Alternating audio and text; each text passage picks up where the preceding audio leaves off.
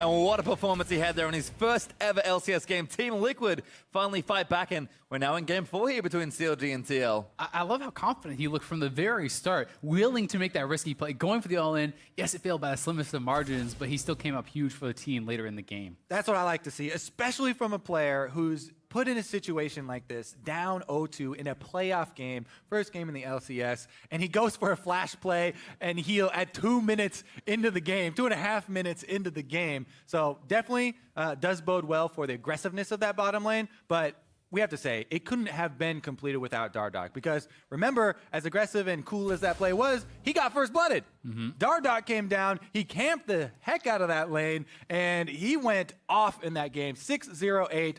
400 and almost 50 damage per minute, which is insane for an LCS jungler. There's a reason this guy does have the highest damage per minute numbers, and he really does help out in situations like that. I just love the whole game plan, the change around the fact that bot lane had been going very poorly, and they're able to focus on that. And even with Ezreal, who's considered basically the safest possible AD carry, they were still picking on him. They're still killing Stixay off time and time again, and we'll have to see, what the answer from CLG will be to that. Will Smithy have to play more around the bot side? Yeah, I mean, the flip side of any story like that is, obviously, Aphromoo and Stixay have to clean it up a little bit. They have to be a little bit more cautious. They have to play around the possibility that Dardoch is going to camp them. As bottom lanes are notorious for complaining, oh, we got 4 versus 2. Oh, the enemy team's always camping us. You're going to have to put up some wards. You're going to have to play a little defensively. Maybe you give up some CS. As you said, Ezreal can play very safely, CS from afar. I love how you can tell by tone of your voice in that little situation. You are not a bot laner. If that is your bot lane complaining, you're like, where's the jungler at? And Kobe's top lane, he's getting their red buff. Well, we are into the draft for game number 4. Team Liquid finally on the board, which must feel nice. Positions, of course, will stay the same. These teams clearly have their side preferences as far as the draft go, and I think their ban preferences as well. Identical bans again from CLG. Team Liquid looking for a 3rd straight Sivir ban to keep things all the same here. We'll see if TL maybe have an adaptation, but probably not. Sivir's such a strong pick. CLG are pretty comfortable to first pick it on the blue side, but TL are going to take their time and, maybe just get a little breathing room here moving into this one. Yeah, very curious as to what... Wait a second, yeah, it hasn't come through yet. No, they're taking their time. And they do change it up. It's Echo banned away, which has not seen any presence in the series at all so far. It's something that is very popular in Korea, though, and it was favored heavily by Darshan at MSI and earlier in the year, so perhaps they're expecting something to be mixed up. And even Hui, that was one of their favorite flex picks, but the story remains the same for CLG, and it's the first pick Gnar. They don't change anything up, even in the face of the Echo ban, and they're daring, again, Team Liquid, to take that Aurelia and whatever jungler they decide to go with into it. I mean, Sivir is open as well. That's finally we've had a change here in the draft so far. So Jin, I assume you can play it. Maybe they take it here, get a strong bot lane for themselves. No Karma to take, but could take a range support. We'll see what Team Liquid want to do here. That's super interesting, because a couple of weeks ago in North America, Sivir was pretty much the premier AD carry all around. But recently, in the last couple weeks and on 6.15, Ashe has really started to rise in priority.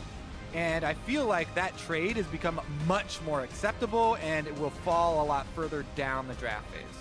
I've gotten the opportunity to talk to some pros and some coaches, and one of the reasons behind that is they feel that pre your first buy, Ashe has the best pushing power in that lane. No one can outpush her. Even the Sivir basically has to get that first buy before you can start to compete, and this gives you a lot of flexibility, a lot of power, especially when joined up with some of these other supports.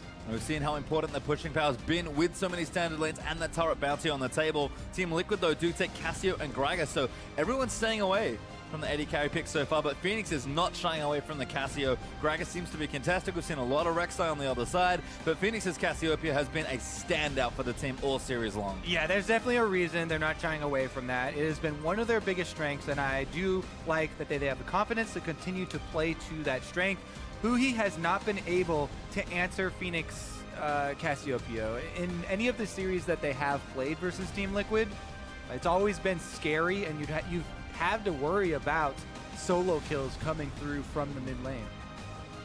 That said, Hui has definitely still been performing strong, has not been dominating Phoenix on that Cassio or by any means, but has had some good Victor performances and may go back to it once again. It's the Sivir this time, though, locked in for 6A.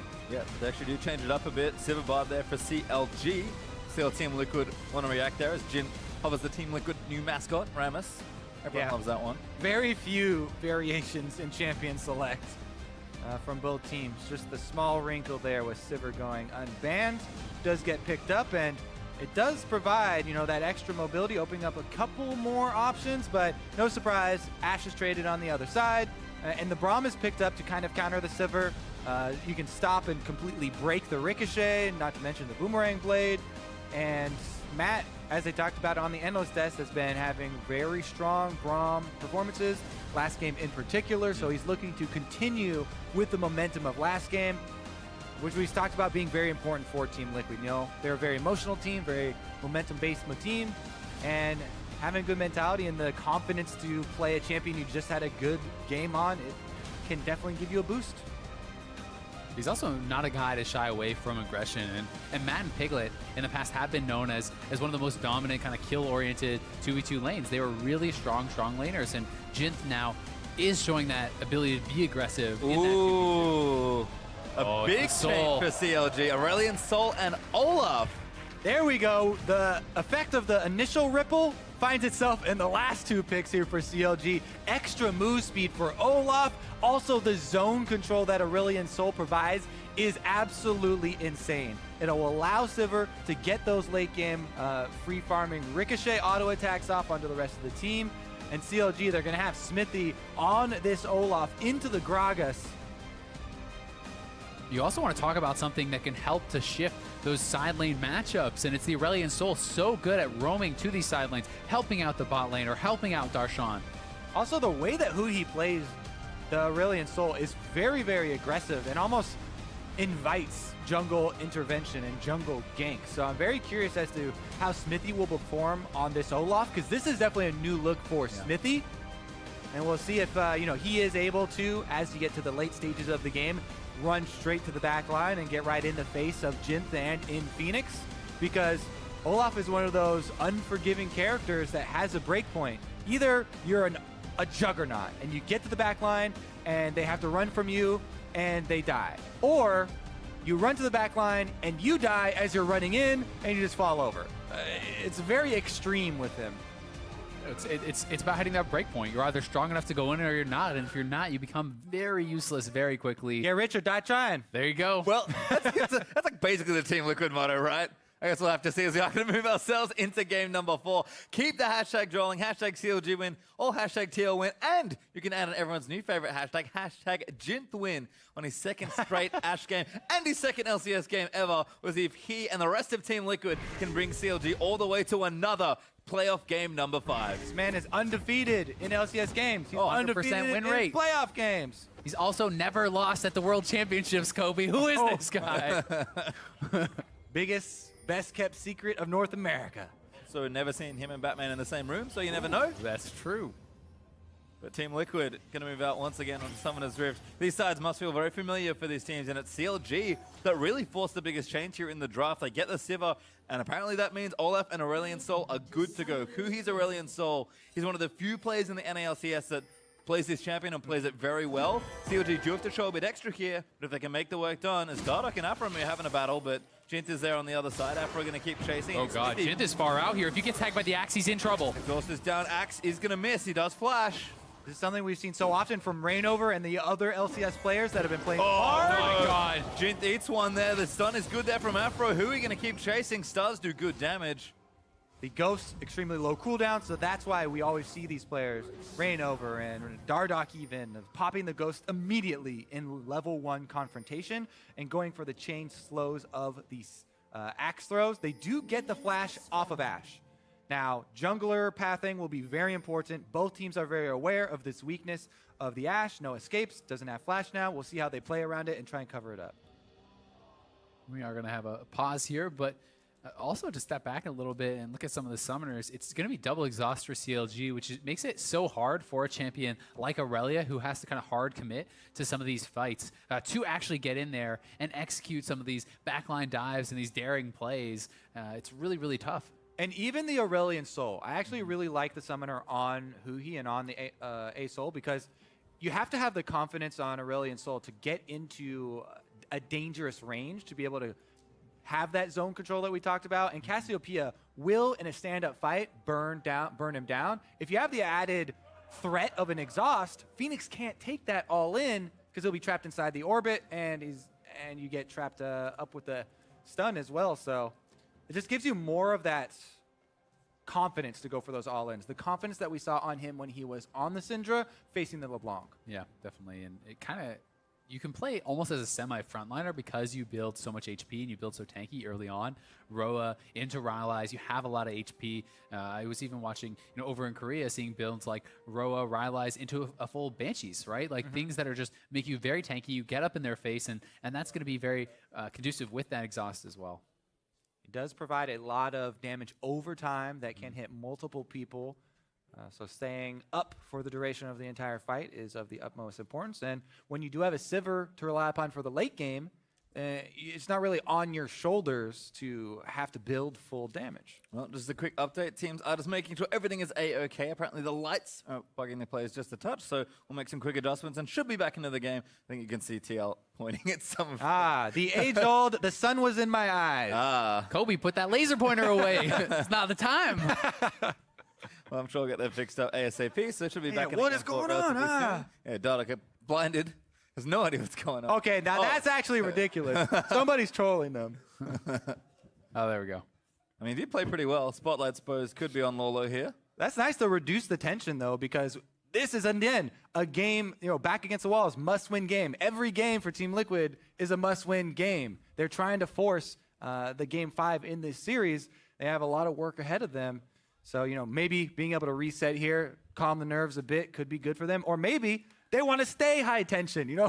They want to keep rolling off that last victory. It can be tough for players, and I think it differs from person to person. For me, I always hated pauses. I hate delays. I want to play the game. I want to get in as fast as possible. And I think it just differs team to team, guy to guy, and even just being able to have one of those guys who can kind of be joking around and making light of things and keeping the mood positive in situations like this can be very important. Talked a lot about discipline from CLG and Liquid, kind of a younger team. I mean, bringing in a rookie player in the playoffs certainly kind of speaks to the youth of this team. That could certainly benefit them as far as overall talent and maybe a bit of fire, bit of energy going in, but can cost them in a long series. We've seen Team Liquid, they can crumble under pressure. Feeling good right now. Again, you have to make sure that the team can stay all together, and I think Dardock's kind of slowly getting to that role. At least that's where he wants to be, and he's kind of joking around more with his team and kind of making sure they stick together even when they are down. Yeah, it's kind of like they've gotten through the really tough point where, we lost our first two games. Now they have something that they can hold on to, something they can look back to and be like, we can do this. We just had a huge game, and they want to roll that into the next one. Yeah, you remember that Ash arrow where I killed Hui? Yeah, that was me. Remember that time I flash healed in for first blood and everything was fine. I don't remember that. I just remember Dark and kill you. But yeah, it's definitely good to stay positive, focus on those bright moments, and these guys definitely going to be looking to continue the momentum that they have picked up here. Remember, whoever does end up winning this series is going to have the tall task of facing TSM. TSM, the undisputed #1 team in North America. So your work doesn't stop here, right? Everything you do here is going to build into the rest of your playoffs. These teams are not just looking to win here. All of these teams have their eyes on Worlds qualification. Especially CLG, they're looking to three-peat. They've won back-to-back splits. No one has done that before in the NALCS, won that third straight, and they would love to be the first to do it, and they're always the guys who feel like they're underestimated, who feel like they're counted out, and to do it in a season like this would be really incredible with how dominant some of these teams have looked. And it's kind of interesting looking at this game as well, because I feel like we had a very clear picture of how things are working out for the first 3 games. We kind of knew which lanes were winning. The drafts were almost identical coming across it. So I think a change here, any change at all, and CLG have made some adjustments. Does it change too much here? Like, top lane is kind of even, mid lane has been a bit Phoenix favored, and in the bottom lane, certainly we've seen struggles when Jint wasn't in the lineup there. So the struggle of power has been kind of interesting, but it's been pretty consistent. I wonder if the teams know this and kind of looking to break in certain ways by changing things up. I mean, we've seen struggles in the bottom lane for Team Liquid when Dardock wasn't in there. I mean, even in the beginnings of the game, right? So we'll have to see where. I really wanted to keep track of the junglers early on, and I'm so glad that we do get to see, so many more standard lanes to really see that skill expression and the different options that they do have, and the amount that they can actually affect the game early is insane. Yeah, the jungler's duel has been pretty special to watch. I think just seeing the different interpretations on how to best play the early game, even when you compare Smithy's Rek'Sai to Dardark's Rek'Sai, the jungle paths they're taking on the early camps, adaptations they're making, trying to throw off their opponents on their first gank timings, on where they could be, where they're not. And I think it's really interesting to watch the predictions and the reactions from these two players back and forth. And kind of on the same note with solo lanes, I think we've seen, because of standard lanes, a lot. I mean, we've seen 4 games in a row now at this point of Aurelia versus Nah. You have to think both players think they're right. And that can't be the case. Someone probably has to lose that matchup, because Darshan's saying, oh, Nah wins, I got this, don't worry. And Lolo's definitely saying Aurelia wins, I've got this. Yeah, well, it's funny because it's come down to so many moments where someone has gone for a dive and they can look at that and be like, oh, well, all I have to fix is I just don't make that mistake, right? But both players are guilty of that. And let's jump right back into the game, because people are finished talking. Looks like we made the adjustments, and Hui and Phoenix will square Their up turn to play in the mid lane. Out once again, 2 minutes into this one. Didn't quite see the level 1, but I imagine it was pretty uneventful. Darshan and Lolo, we talked about it, are going to do battle once more in this 1v1. Darshan certainly looked good early in the matchup, particularly in mini-Nah form, but Lolo, I feel like he's kind of getting better and better at the matchup as it plays out. It's also good to remember about that level 1, it was Jinth getting his flash forced out. So, there was that summoner that was popped, and may have forgotten a little bit about that. But Smithy also started blue buff. He's doing a quick path towards bot lane. Ooh, They're doing it Rest again. in here. They don't get the passive proc on either one, but they zone them off the minion wave.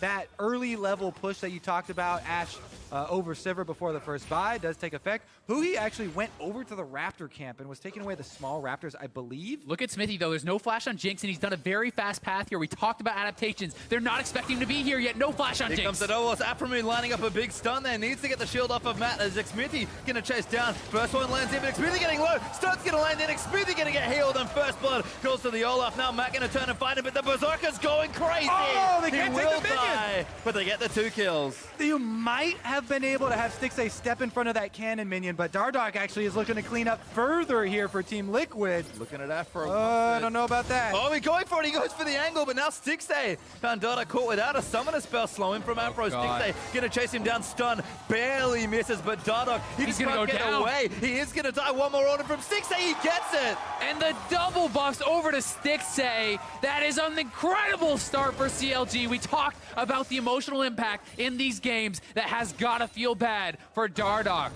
Oh my goodness, that is tragic for the bottom lane. We knew they didn't have flash.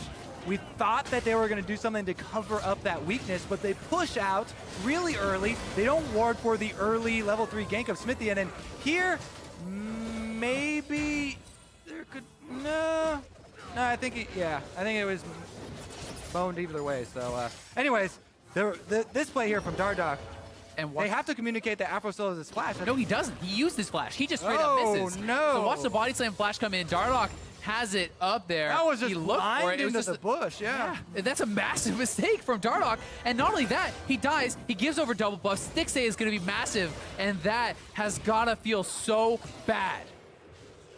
We talked about Dardark righting the ship in game number 3. Capsizes it there. Now Lolo in trouble. Stunned in as Darshan looking to chase him forward. Afro taking the turret. That's a clean kill. Stixxay 3-0-1 already. Reminiscent of game number 1. CLG get the kill on the other side of the map. Dardark actually looking to clean up again. He has no summoners. They know he's there. They pinged it out. In comes Smithy. Going for it already. Olaf going to start things off. Slow's going to land, but they do not chase CLG. Want the turret instead. Again with the quick rotation after the first blood for CLG.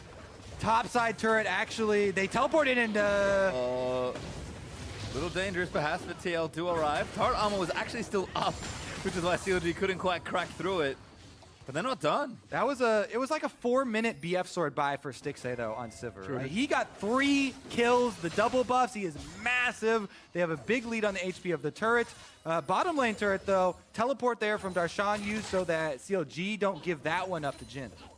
Yeah, and they are going to have to react to that. And it's Matt and Lorlo trying to hold strong up here, but Matt getting chunked out a lot. And this is a ridiculously strong Sivir, to your point. It's a pretty sick hitbox as well. Afro kind of curving nice stun around. Stixxay though playing well under control. Hui now going back in. Stun just going to miss in onto Phoenix though. Yeah, Phoenix can't commit to those. You know, he's got to get out of that range because if he decides to all in, gets exhausted, and then he has to, you know, flash or ghost or something out. And doesn't want to take that one. Huhi doing very well for himself in the mid lane. See if he starts to roam around. He is level 6 now. Ready to move. But man, yeah, the early stages, very, very CLG favored, very reminiscent of game number 1. They tried to chain it this time again to turn their first blood into their first turret, but Team Liquid made an adaptation and they actually stopped the first turret, which is important to stop the insane snowballing. And it was also a lot about it, to Pastry's point, they did it kind of too early, right? They did it before the turret protection actually dropped in top lane, so it took so much less damage since it was pre-5 minutes. And because they didn't go right back to that 2v2, Jinth actually has gotten a lot of CS. Look at it, it's a level 4 6-8, level 6 Jinth, because he got all that solo XP, picked up the farm, and they kind of threw away a little bit of that lead. Yeah, it's kind of a little bit of a trade there, right? Darshan on the Gnar. They're actually going to try and press down. I think the 4-man squad wins versus the 2-man squad in this race. I believe that is correct. I guess we'll find out shortly. Because CLG are onto the bottom outer turret here. Darshan does take a turret hit for himself, but Jinth and Matt a little too slow. Dardoch is up here as well. We are going to trade some turrets around here. Looking a little reminiscent of the old lane swaps, but a lot more work required to do it. CLG still up ahead. They'll trade the turrets, but 4-1 up in kill. Still gold lead. Looking good, as Team Liquid should be able to answer, and they do. Huhi's starting to kind of chunk out Phoenix a little bit there. He's having to chug a lot of pots, and it looks like CLG wants to continue forward and try to press for a second turret, perhaps.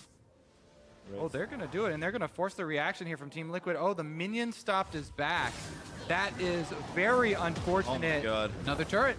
They could look to Dragon after this as well if they want to try to really push that advantage. And blue buff is about to come up. Everybody knows it because of the timer there. So they might even drop some wards and come back for that as well. So they want the Drake for now. CLG will move in for the Ocean Drake after claiming the tier 2 in bottom lane. We talked about the macro game at the start of the series. They looked crisp in game number 1, and that continued in game 2. Maybe faltered just a touch there in the third, but CLG looking so strong. Just converting these kills into very strong early game advantages. Yeah. If you're just joining us, Level 1 had a huge impact on the way this game is going. It was Smithy on the Olaf immediately popping his ghost and charging Jinth, who didn't Oh my respect God, it. Dardoch gonna get stunned. No, he doesn't quite. Huhi, they're gonna keep chasing. He exhausts him down. Phoenix now trying to run into Frizz, but Whoa! that's the ult. He needs one more, and Smithy gonna claim the kill. Huhi getting low, does fall down there as the arrow flies by, but will not hit. A trade in CLG's jungle. Yeah, Team Liquid do get the counter kill though. They take down Huhi, and now they're looking to pressure mid lane here as CLG are trying to defend. They call over the Sivir for some wave clear. Phoenix still standing though and definitely threatening. And Lorlo on the side is preparing for the possibility of a dive. Would be risky. Do they make the call? I don't think so. Yeah, looks like Lolo is going to actually pull away from that situation. Darshan back in top lane collecting some farm. Does need to get some back there as we watch this one again. Dardoch, this is too aggressive almost. Yeah. Huhi goes in, he puts the exhaust down so he can get the slow, start to hit the orbit. But yeah, I mean, I'm trying to count the summoners here. I think it was mostly even exchange of summoners, and it wasn't that bad for Team Liquid. Definitely wasn't. It was a nice combo from Dardoch. Ultimate into that ultimate from Cassiopeia. The CC chain there onto Huhi to take him down was very important. Nice auto attack there, but cleans up the rest of them. And he's right back on track. One of the things, to your point earlier, is although some of the rest of the team is a little bit lower on damage, they had that late game with the Sivir, the auto attacker, this massive team fight carry in the late game. And this is really kind of propelling Sivir towards that. So it does take more pressure off of Darshan, off of Huhi, to really be those massive team fight damage heroes. Huhi being set up on here perhaps as Team Liquid had 3 members on top of a nice little side brush pink ward. Afromu though going to scout them out. Does make sure he wants to cover Darshan, who is in a long lane now on this top side of the map. 6A in the meantime has gone back with Berserker Greaves, and now that Caulfield's Warhammer added into the early aggression he's already been able to do. He's pretty much up a BF sword. His arrow, he's going to fly out. Not going to hit Huhi this time, but Dardoch ults him back in. Miasma's going to lock him down, but Hui's able to flash out of the way. Smithy is here, but the rest of the squad is not. Smithy wants it though. I think he's waiting for Afro. Yeah, That pink ward. they don't have damage though, because Hui got chunked out really low, and CLG are actually farming 3 lanes right now. So they're actually okay pressing up all these ones at once, and they're going to rotate either to the top side or to the actual Rift Herald. It looks like they are just going to try and power down the turret. Oh, here comes Hui. Surfing over the walls, Lolo knows it, but it might be too late. Flushes the stun, but still taking damage. Hui can't convert, but CLG have pressure on the turret now. All right, Aurelion Sol going to get some summoners back for himself with that roam, but regardless, they push him off the turret. And it's low from the initial move top. Well, they are going to get it here.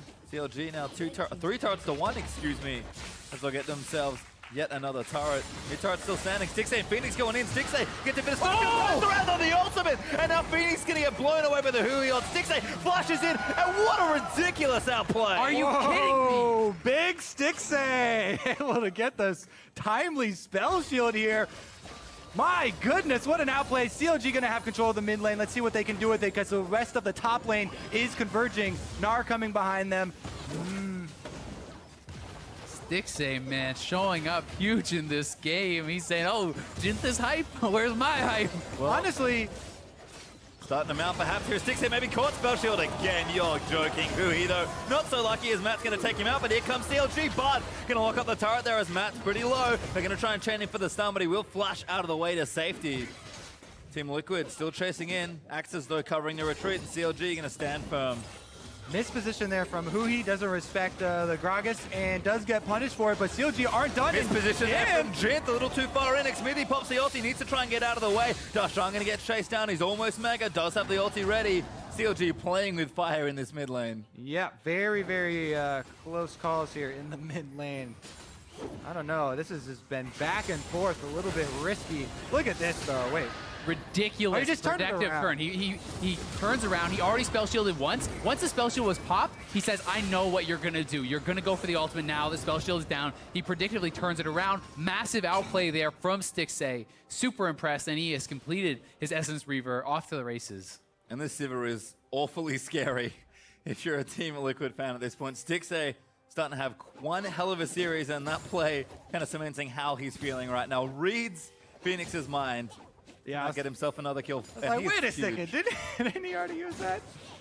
Regardless, though, he timed the heal really well as well to go for the chase. All right, well, next Drake coming up is going to be another Ocean Drake.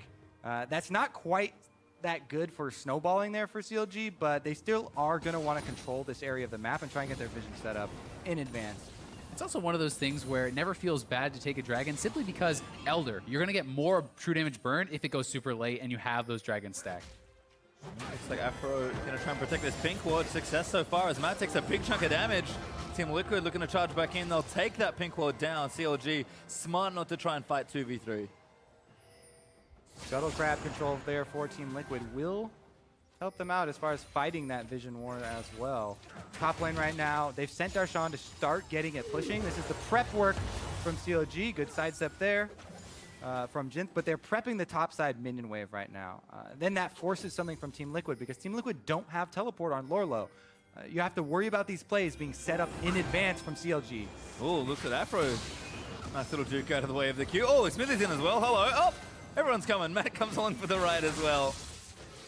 CLG just trying to pressure back in. Phoenix, so that's pretty easily dodge out of that one. So Team Liquid, now they're faced with the choice of, hey, do we force this dragon? Lorlo's teleport is still not going to come up. Now we're sending him up top lane through the jungle. And Darshan's trying to cut him off actually up there. Ghost blown from Phoenix as well, and he doesn't have flash either. He is such a huge part of how they want to play the team fights. This is not good for Team Liquid. Not at all, and Darshan going to be taking away that red buff and is up 2 levels on Lorlo right now, looking very strong in what could be the final game of this series for CLG. CLG still shoving their weight around as well. Ocean Drake going to go over to them. Team Liquid actually mounting a defense here. But they have to be careful. Lorlo can now TP in. And Darshan has TP. Oh, arrow lands, but it only hits Xmithy. He's able to face tank it pretty comfortably. The teleport has come off cooldown now for Lorlo, so they did kind of wait out that very, very scary few seconds. They do have a minion wave pushing up middle as well, though. You can see Darshan is trying to force them back, and they're going to give up that Drake and not fight over the ocean. Don't want to give up mid-game kills. Yeah, just too much minion wave control there from CLG. They prepped it, all waves pushing in, and they do not want to risk giving up too much in a fight like that over a dragon that they would not consider critical at this point in the game. Micro strength again, looking good for CLG as they're going to pressure out this turret as well. They're just taking so many objectives, and Phoenix just can't defend this. Dardark is waiting to make a play in the Raptor pit on the Gragas. Oh, he moved up! Oh, ulti gets further. Who's going to get knocked back in? +3 back there with a big ulti as Lawler's going to try and make something happen. Darshan still threatening with the Mega Gnar. TL to defend for now. That's pretty big, though. Now Huhi splashes down, and Phoenix's has come back up. Playmaking ability from the mid laners is very big. Oh, they got 2 carries! That's the carries they want. Darshan not going to be mega for long enough. He tried to buffer a wall, but it doesn't work. Jin, though, will fall down. 5v4 now for CLG. And they push them off the turret, too. They can get the objective afterwards, finish that one, and continue pushing up mid lane. Yeah, they can go for more. They could go for a tier 2 here, and now it's Phoenix without the flash. He's got to be very, very careful. Big sticks there, still looking good. Got plenty of damage in the Huhi looking. Huhi gets a stun in, gets the kill. CLG starting to really snowball. That's not careful, Azale. That was not careful. I told him, Kobe. What was he thinking? No. Oh, okay, exhaust there for an easy kill for Huhi, and they pick up another one off the back. Again, Team Liquid need to refocus. This is, again, every single game is must win for them in this series. CLG are jumping out to another huge mid-game lead. And look at this fight. Who else but Afro catches both? And they were honestly lucky Darshan fell out of Mega there, or could have been 2 kills. Either way, picking up Jit very quickly. Smithy zoning off on the side. And this is a turret that is gone, and Phoenix has blown his summoners, has no business staying around. You can see the frustration on his face there. He wanted to stay around and try to defend the second one, ends up giving up another kill. Probably the hardest part about getting behind in games like this is dealing with the frustration of having to play at a disadvantage, you know, and having to give up extra objectives. Nobody wants to see that turret go away, but if you don't have the tools to keep it, sometimes you just have to forfeit things, cut your losses, and try and wait for the next opportunity. The mental game when you're coming from behind, when you're playing from a deficit is probably the most important thing, and that's what CLG talked about with all of their practice focused on getting behind on purpose. And just the level of advantage CLG have gained for themselves is pretty absurd in this game. 7,000 gold up already. Lanes are looking pretty good in general, although both Darshan and Huhi maybe a little closer than they would like. Stixxay, though, we talked about it. He's mid 301. He's almost up to Phantom Dance over that second item. Has a huge CS lead there as well in bottom lane. And look at this. They are messing around with Phoenix, but really the story is the top lane push. As Sivir's got the minion wave up at the turret, they're trading a secondary turret for a first turret here. And Stixxay is making quick work of it as Darshan's got a alone time with Jin. He's got the Fromo. Jinth does have summoners, but he gets gnawed into the wall and blown up. Darshan got that alone time. He wasn't looking to cuddle Kobe. He was good. Oh, Nar, he looks so cuddly though. Oh, Matt blocks the stun there from Bardic. Smithy getting chased down. Can't be slow with the Ragnarok active. Was first to burn the... Actually, what? He just walked out of the way. Oh, here's Banshee's Veil. That's nice. Great item. Pretty fed Olaf. You have Banshees this early, plus your jungle item. CLG just so far ahead. And you talked about it, Kobe. There's a point where you can run forward and not care, and there's a point where you can't. Guess which point he's at? He can run in. Feels great. Does if you're a CLG fan. You know what the other thing is? At this point, you really have to worry about even setting up the vision around Baron, because the Bard ultimate, Aphromu has already been on point. The Sivir speed is going to allow them to chase down Dardark. I don't know. He is cornered, and he's going to have to make some fancy moves to get out of this one as Hui's coming up the river. The burning Sivir ulti. I don't know if Dardark can get out of this one. Wrong place, wrong time. Perhaps he might make it over the wall. Does get there, but Afro can't quite take the stun. Dardark, sneaky little escape. Does Houdini his way out, but Lolo fighting Darshan again. Jinth is here, though. Gonna try and make an arrow play. Oh, no arrow. That's not what you want. Darshan flashes out of the way. Gonna slow down Lolo. Fromo and the Boomerang gonna do work, and Darshan. It's almost up. Okay, they decided to pull it. Too slippery, and that's the Rift Herald down. Smithy gonna claim it. Oh, that's Baron. That was close. CLG is looking... They're just taking everything whenever they get an opportunity to. Dardark almost lucky to get his red buff at this stage of the game. And it's still early, like 20 minutes in. CLG have a huge lead, but they can't even pressure maybe as much as they would want, because they have to kind of still take the game at the pace it's at. Death timers aren't that long, so even if they do get a pick, they can't end the game yet, but TL are in such a big hole. Yeah, and we talk so much about, every game here is must win for Team Liquid, but CLG, these are the two-time defending champions. As we said, their eyes are on their Worlds qualification, on getting to finals. Even though they've had a rough split here in the summer split after coming back from MSI, Remember back to the last split where TSM were the 6th place team. They made it all the way to finals. They were one team fight versus CLG away from actually winning it themselves. As Laud was saying yesterday in Envy's games, you know, your placements during the regular season don't matter that much in playoffs. It's all about finishing strong. Just look to Immortals' last split, 17-1. They don't even make the finals. You can never count teams like this out, and they are looking to push forward here. And to really just re-emphasize that point, there's a new patch. Yep. And the turrets are different. Lane swaps are much different. Technically, you still have lane swaps as, you know, they're just much later into the game. And people use them to overload turrets, try and get these first turret bonuses. But CLG, they've shown that they have adapted very quickly, and they're looking at that next series, that next step. Oh, Lola caught out. Good flash there, but he's going to get chased down. Darshan looking for it. Arrowlands hits Stixay, but there's no follow-up there. Team Liquid still trying to keep CLG out of the way as Hui charges forward. Dardoch a little too close. But it's the bigger prize, the Infernal Dragon. They can move right back to it. And how can TL really afford to go through their jungle into a fight like this with no vision? They simply can't. Too dangerous for them. CLG have all the vision. Aurelion Sol is great in the jungle because you can cut off an entire corridor. Team Liquid know it, and they're not going to go fight that. They're going to wait, bide their time for a better opportunity. Just look at the AD carry itemization right now. It's kind of painful. Oh, As Afro, almost no time. Matt may be caught. No star, does not connect for the stun. Phoenix forced to burn the flash. Doesn't get out of the way, and CLG just pressuring forward. They are almost 10,000 gold ahead. 3 Drakes up with an Infernal blast being taken. Eyes maybe now shift to the Baron buff for CLG. Just looking for the next way for them to get closer and closer to finishing out this series. Team Liquid, we talked about every game being must win. If they are going to win this game, they'll need to dig their heels in deep. They can't just show us talent, they must also show us a little bit of experience. A couple of ways they could hope to get back in is hope Lorlo can get those side lane outplays. Hope they can delay and get Phoenix to that monster status he can be on Cassiopeia. And what TL needs to do is try to just delay, try to stem the bleeding, not give up too much here, and really stop the Baron. Yeah, I think it's as far as specific plays, I'm looking at Dardoch. Well, now I'm looking at Dardoch because the camera's on. Oh, maybe he actually goes back in. Arrowlands, Xmithy Ragnaroks it off though. And they're going to chase him down. Dardoch taking damage. Xmithy ulti going to run out soon. Does now go up, but there's no orders to follow. Dardoch going back in again. Xmithy going to get tagged, but the rest of CLG's here. Stixay just crits his face off as Hui gets an ulti out for a bit of burst damage. Jin's caught out. Matt's going to die. Sivir now with a double kill. CLG bursting forward. Phoenix gets the ulti, but Stixay once more. There's the triple kill. Looking to chase it down. Lolo, nowhere good to run. Stixay, there's the quadra kill. Jin, the only one left alive with no flash. Not going to give it to him. And CLG are going to be able to take inhibitor turrets and an inhibitor as well.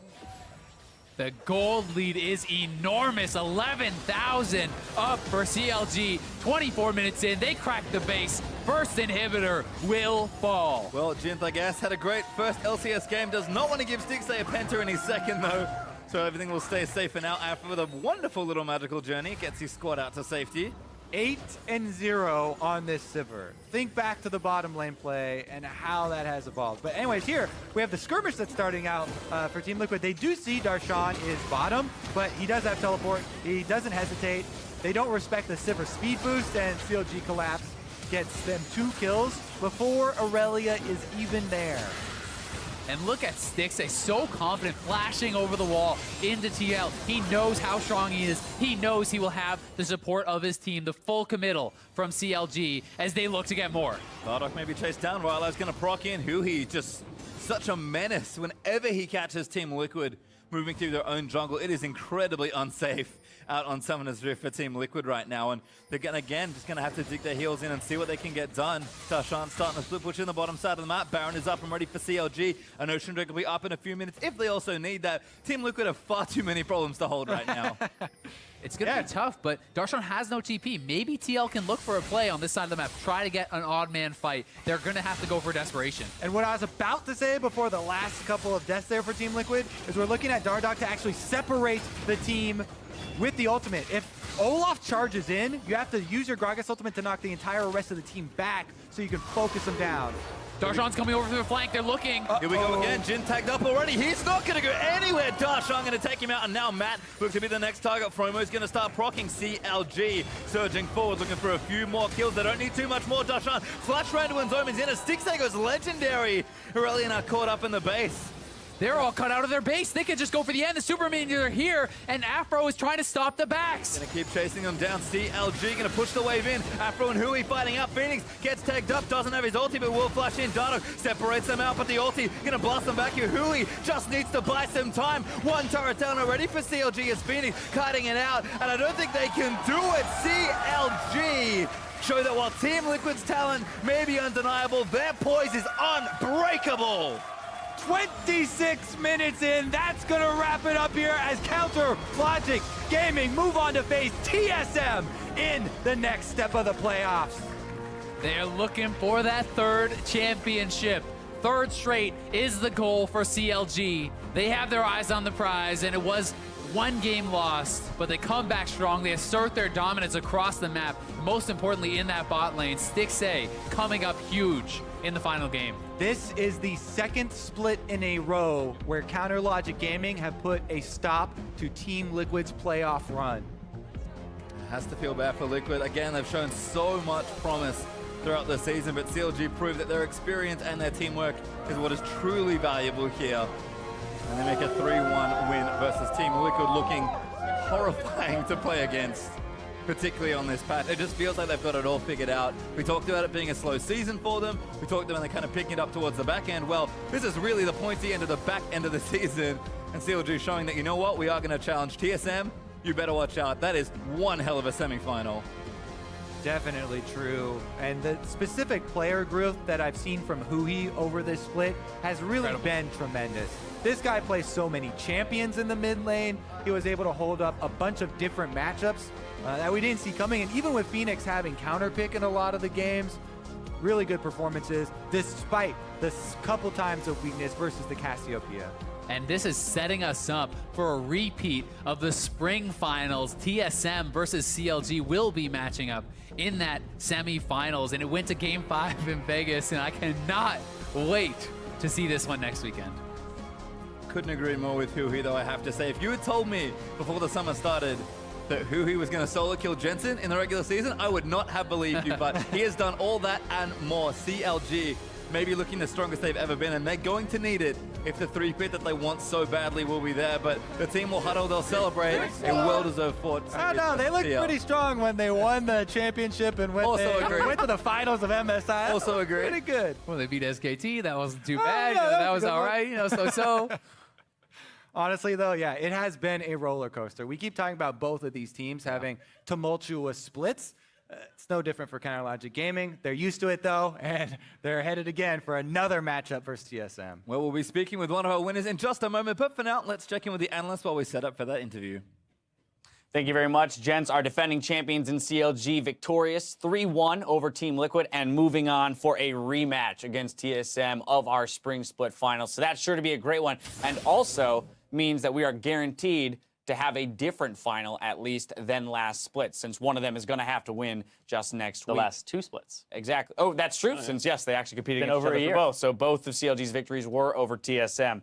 So that's sure to be an exciting matchup and, of course, an uphill battle for CLG, considering the kind of form that TSM left the regular season in. But we'll dive into that in a bit. First, I want to break down how CLG closed out this series. After having subbed in Jinth and lost the game there, CLG come back with a very different strategy. This time around, drafting the Aurelian Sol and the Olaf in the last rotation, so really throwing Team Liquid a couple new picks that they're going to have to try and deal with. I think it all comes down to the fact that TL decided to not ban the Sivir and went for an Echo ban. I think that they were trying to bait CLG into a first pick Sivir so that they could take the Gnar, and the Echo was kind of a throwaway ban where it's like, we don't want them to play Echo into Gnar or maybe flex it with Hui, whatever their plan was. And I think CLG outsmarted them by sticking with the Gnar, and then TL, instead of getting like Gnar Cassio, they don't actually want the Sivir for themselves, so they go Gragas Cassio, and then CLG still is able to take the Sivir, and then they round out their comp with Aurelian Sol and Olaf. I think two picks that synergize very well with it. Yeah, I'm very curious to see what it would look like if either the Sivir was banned or,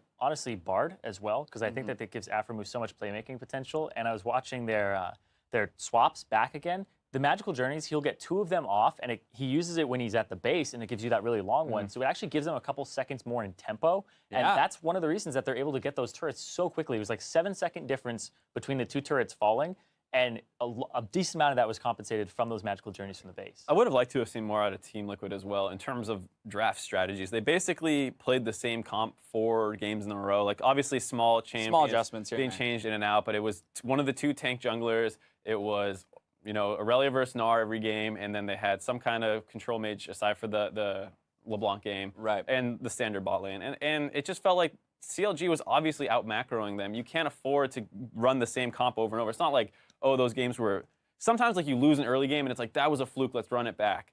This was not like fluky. This was like CLG seems to understand map movements better than you. I think that's a major distinction that we have to that we really have to clarify is that, okay, Champion Select is one thing, and obviously we can set ourselves up for a certain amount of success in Champion Select, but ultimately the way that one team was able to adapt to the 6.15 patch and looked rather practiced on it for how little time they've actually had to be on it. Of course, the other team not so much. While I say that, we are gearing up and ready on stage for that interview, so let's head back to the battle arena where Azael is standing by with CLG's victorious shot caller. Thanks, guys. I'm here with Aftermu after that 3-1 victory, and I've got to say, you guys look so good in this series, and some shout outs from the fans there.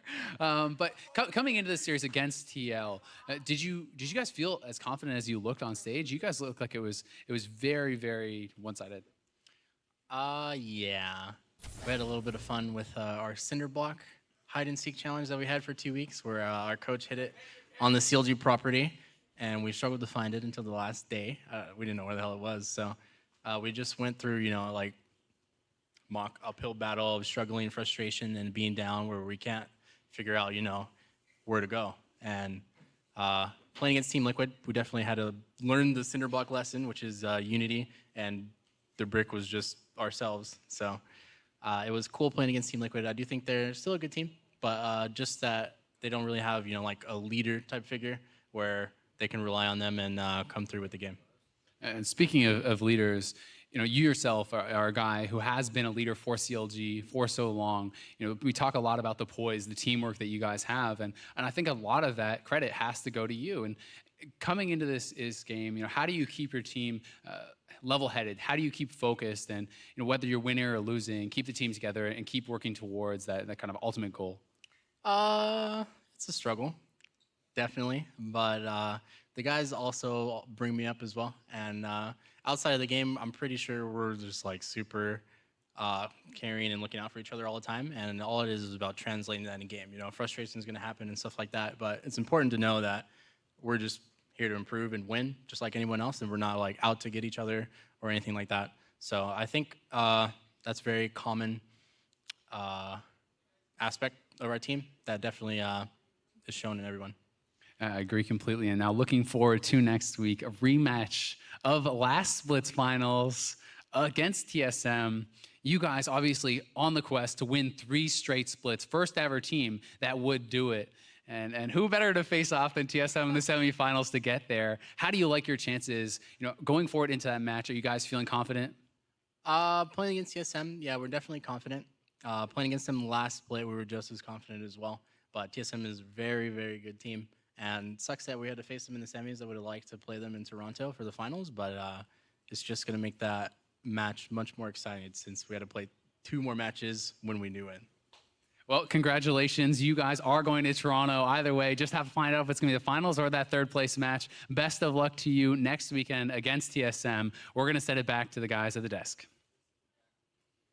Thank you, Azael and Aframu, for the interview. Once again, I mean, Aframu, no stranger to the playoff experience here, but as Azael mentioned, they're going to have to rematch their finals matchup or just to make it to the finals this time around. So definitely an uphill battle for them ahead. But once again, I want to close out this series as we were discussing this 4th game victory for CLG. And I want to dive back into it now from the gameplay side of things. We hit the pick ban. We saw some new things come out. In particular, we saw more focus back to the bot lane, true to game 3. However, this time around, CLG is the team that comes out ahead of the bot lane pressure. Right. I mean, it was a very tragic start to the game. They were trying to push in. They had won the level 2 trade again, but this time it's going to be Smithy who makes the first stop down here, and they're able to just get a good flank off and hop right onto them. It's so hard to get away from here. I like the decision to try and turn and fight. It's just unfortunate. Capitalizing on the blown flash from Ash at level 1. Yeah. So it was a good try, but it doesn't work. Good try here. This next move is more than questionable, Zyrene. Do not try this at home, kids. Don't try this on LCS stage either, actually. Yeah, never tried it. Yeah. Blind. That's ambitious- disrespect. That's disrespect. Honestly, thinking that he can pull that off. Aphromoo sits on the side, knows that he's out of range, and even here goes for the cannon minion kill, tries to get some HP back because of Strength of Ages, but instead it's not enough, and maybe the barrel would have been better on a slow there because that was pretty much a max range auto. Yeah, I mean, 6 even kept walking forward because he's like, I might need another one. Right. And so after that, though, it is hard to recover from Well, that was 3 kills and double buffs going over to Stixxay. So, right, a lot of times we might see 3 kills traded in an early game scuffle, but, it's 3 of them go to the support. Just like 3 kills ended up on Matt in this game, right? And it's like, okay, well, the gold's not going to the right person. Well, the gold went to exactly the right person here in game 4, the Sivir, and then comboed with the likes of the Olaf and the Aurelion Sol. We saw the potency of, the Sivir behind those unstoppable champions in terms of CC. Yeah, super good against the Ashe as well. The Olaf getting speed buffed in. I mean, it's pretty much Ashe's worst nightmare. You can't arrow him away. If you do, it's a panic move. And even beforehand, the arrow, he'll pretty much just soak it every time. And he got a Banshee's Veil just to double down on that. Right, so that only jumps us to 16 minutes into the game where it essentially breaks open and it spells disaster for Team Liquid. CLG's going to get a pick off on 3 in the mid lane, plus a tier 2 turret here. So lots of gold influx on what was already a pretty significant lead for them. Starts off with Aphromu's ult. Yeah, it's such a huge ultimate. It's unfortunate Darshan's Meganar runs out right then, but it's enough to pick up 2 kills basically instantly, and it sets up the mid turret to be able to be taken. This was coming right after a close defense by Team Liquid, and this is really what blew the game open. CLG had been out-moving them on the map, and then Phoenix just missed positions a little bit, gets hit by an axe, which sets up Huhi to go in for the final kill, right? Up being a 3 for 0, and it's just so hard to come back from even that initial play bottom. Normally you'd want to swap topside. The people who ended up swapping topside were CLG, and it was even before 5 minutes before the fortification dropped off, and it just shows a team that's willing to push what you would think is the right thing to do. It also means that they've actually pushed the limits in terms of their practice, because if you're swapping top pre 5 minutes, you at least know that you're going to get that turret. They're not going, oh, I don't know if we can take this. They've at least tried it at some point and actually experimented with the difference in timing. Right. Interestingly, what it did is it forced the Team Liquid reaction. So they didn't actually secure that top lane turret, but they forced a defense by Team Liquid. And it definitely showed, once again, that CLG was the proactive team on the map. Right. They would have gotten that turret because it was just the Ashe down there hitting the turret for TL. And so that made Lorlo have to TP up. It made Dardoch have to go up, Phoenix go up. And it's just the fact that they seemed to know what was going to happen on the map and could force Team Liquid into situations, because then they just went bottom soon after and took the bottom turret first, and they start getting that snowbally first turret gold. Yeah, and it's actually showing just a mastery of this patch right now. I mean, it's very new. We've had 2 weeks on it, and people are already pulling out so many new things. And I really love this because even in the lane swap days, people who got the lane swap right, we could see them go through the motions and stuff. And then CLG was always the team that would augment it very slightly. And that showed a complete understanding of why you did what you did in every part of that lane swap and what you can change and what you can't change. So when they're backing on different timers and stuff like that, they still know they'll be able to get away with it. And I think a lot of how that manifests is that you can tell the team is making a decision. It's not going through the motions, right? When you watch CLG make that decision to swap top at 4:40 instead of 5 minutes, it's very clearly a choice on their part, right? They are looking to change the tempo of the game. It's not well, we're following the motions. Oops, we fell out of sync with the normal timers, right? And so ultimately, CLG showing somewhat of a mastery. Of course, we'll see how this meta continues to develop with those 6:15 changes. But right now, CLG showing that they might be top of the table in NA when it comes to the macro play here in the playoffs. I mean, at least what we've seen so far, no one else has done anything close to like that. We saw TL attempt it in game 3, and they show up behind the turret, but didn't have a wave going in. It was just very disjointed, whereas CLG, even when they didn't get the turret and Team Liquid was able to defend, they clearly understood what they were doing, and it never hurt them, whereas some teams kind of hurt themselves in confusion trying to keep up.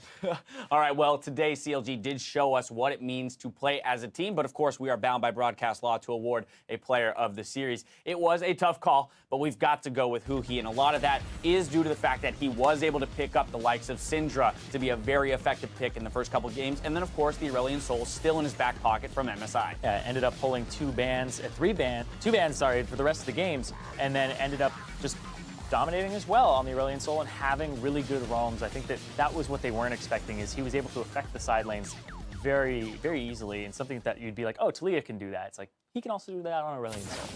Yeah, I think that's the kind of thing where coming into the series, a lot of people are looking at who he has potentially a weak point where Team Liquid might be able to abuse, and the fact that that's not the case, he's pulling his own bans, really throws a wrench in Team Liquid's plans where Phoenix doesn't have priority, he can't roam as easily, they're using bans that maybe they didn't want to have to use as opposed to targeting other players. And I think that's very much another factor when you consider who he's against, right?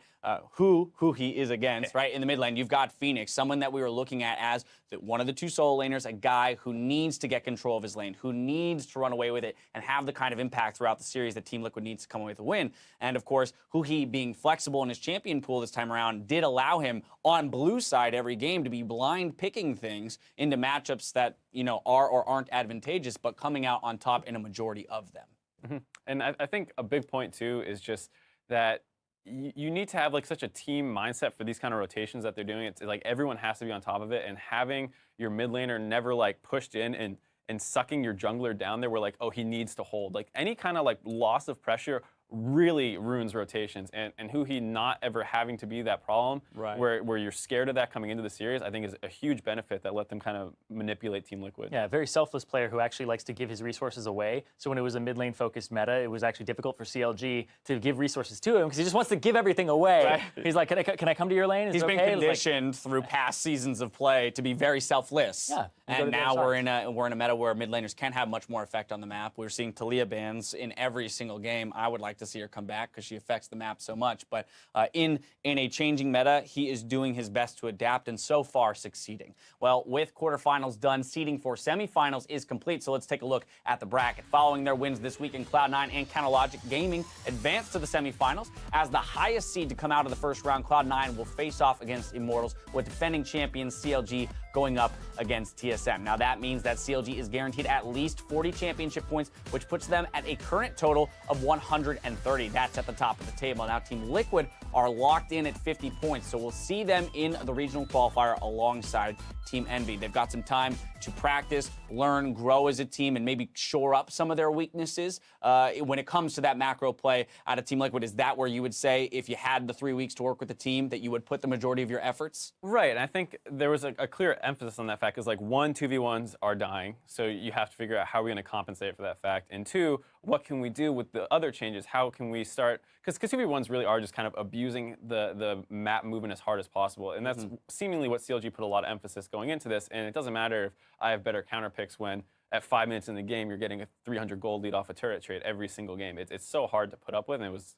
very clear that CLG emphasized that. Now, Zyrene, before we get to the regional qualifiers, of course, we have the rest of the playoffs. So I want to talk about those semifinal matchups. First up, Immortals versus Cloud9. Thoughts here on how our third seed in Cloud9 might stack up against that second seed in Immortals? Jensen looked really good, but I do have to say it was against the 6th seed of Envy, who were definitely floundering, and their picks just really aren't as on point. I want to know how Immortals do on this patch, though, because I think they have fantastic laners. I know that Dylan, the coach, is extremely happy with the patch, saying we're going to crush some people in lane, and it's how we always wanted to play. Frees up Rain over to really go towards Huni. And one of the things that people always hated on the team was you could lane swap against Huni. It's like, put him in the side lane, doesn't get as much gold. Now he's going to have the gold that he needs to operate, and they may even save a bunch of counter picks for him. It's very interesting because I think C9 didn't show me the mastery over the map that CLG did, where I think that might actually tip the... If it was CLG against Immortals, you'd be like, oh no, Huni isn't going to be able to exploit an enemy as hard because Reignover and him don't have as much time to isolate that top laner. Right. But against C9, it seems like they were playing a slower game, and so... They're more willing to sit in those lanes. Right, so if Impact is able to get abused by Huni with Reignover coming to help and Meteos can't keep up, whatever the reasoning, it could potentially lead to this massive snowball topside, and Huni loves his counter picks, so who knows what he has in store for us. And I do love to think about that mid lane matchup. Pobelter stepping up big this split in particular, making his case. We've got basically Bjergsen, Pobelter, and Jensen, our top 3 mid laners, right? All on the all teams for the LCS, still in the playoff bracket. So going to be exciting to watch those two go up against each other. I want to move on to Sunday's matchup. That's going to be our rematch of the Spring Split Finals between TSM, CLG. This time around, though, TSM sitting in that #1 seed definitely would be the favorite here. But given what we've seen out of CLG today, do we think they have what it takes to perhaps give TSM a run for their money? I mean, it's so hard to say because as much as of an advantage as we want to say moving around the map is, at some point the turrets will all drop and you'll be similar to what the metagame was at like 15 minutes. And TSM showed themselves to be so dominant during that time frame. They lost some early games where they'd go kind of evenish, and then they just seemed to win every team fight or control every dragon. They just had such a mastery over that portion of the mid game. It's very tough to imagine that CLG is a favorite going in. Yeah, especially since TSM have shown that they like to play through mid lane and mid lane jungle and actually just crushing that area and then having that spill over to other side lanes. So playing through Bjergsen against Huhi, I definitely give the edge to TSM. And honestly, TSM look like the best team that North America has seen before in the regular season. And they look really polished. But the thing is we've seen Titans fall before, like Immortals, same game record, match record coming into the finals or coming into the semifinals.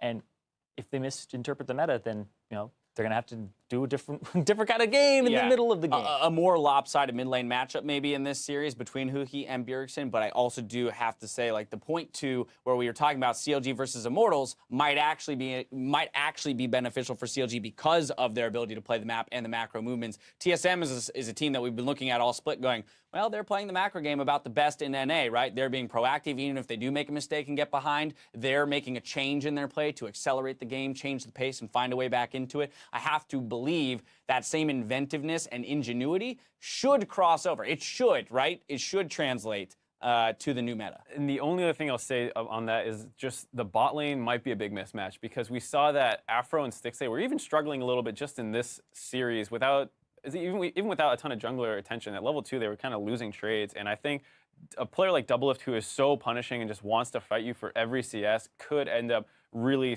just creating such a vacuum of power down there that like you have to send your person down there to defend because otherwise they're going to get run over potentially. 2 giant matchups ready to hit our screens next weekend. Now, of course, before we go, a quick reminder that there's one more quarterfinal match next week. Because of technical difficulties this morning, the quarterfinal match between H2K and Fnatic has been moved to Tuesday at 8 a.m. Pacific, 5 p.m. Central European. So make sure to tune in to catch Reckless going head-to-head with Forgiven. That's sure to be an exciting one. That's going to do it for us here, though, in LA. So now for myself, the analysts, the casters, and the entire live broadcast crew, thank you for watching, and we'll see you next week.